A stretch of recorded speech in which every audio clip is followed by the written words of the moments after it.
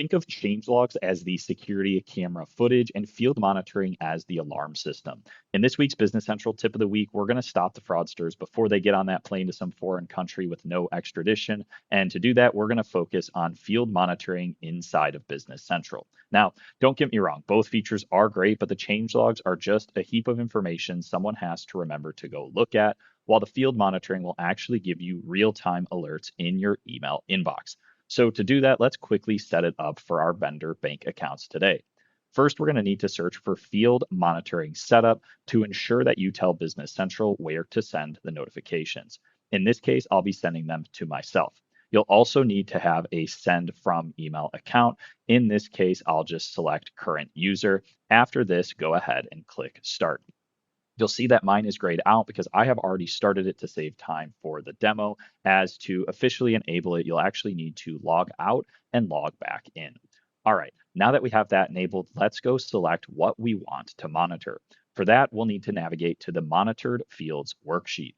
Here, we will focus on these that I have highlighted on my screen, table 288, the vendor bank account. Here, I'm just telling it to track both the bank account number and the transit number fields. We'll also want to click this checkbox to ensure that we're getting notified on each of them. Now, anytime any user in the system changes either of these fields, I'm going to get a real-time notification in my email inbox. All right, let's go see this in action. First, I'm going to navigate to one of my vendor bank accounts. To do that, first come to your vendor list. Select the vendor that you want to change the information on.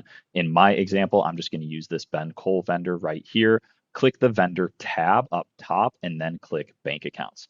This will list all the bank accounts that you have that you can pay this vendor for. In this case, I've got just one, so let's go ahead and click on that here. All right, here I'm going to change both my bank account number and the transit number down here to the right.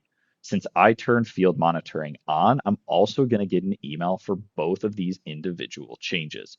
If you'd like to set up change logs only, you would not get the email. It would just sit in your change logs waiting for someone to go look at it. Typically, I don't see organizations looking at the change logs daily, so that means whoever just changed this vendor information to their own banking information is already on their way to the airport, never to be seen again. Great example of why field monitoring and real-time notifications are so important. If I pop over to my email, we should now see notifications on both of these changes. The email shows who changed it, the date and time it was changed, what the old value was, what the new value is, and a link to the effective permissions that let them change the data in the first place.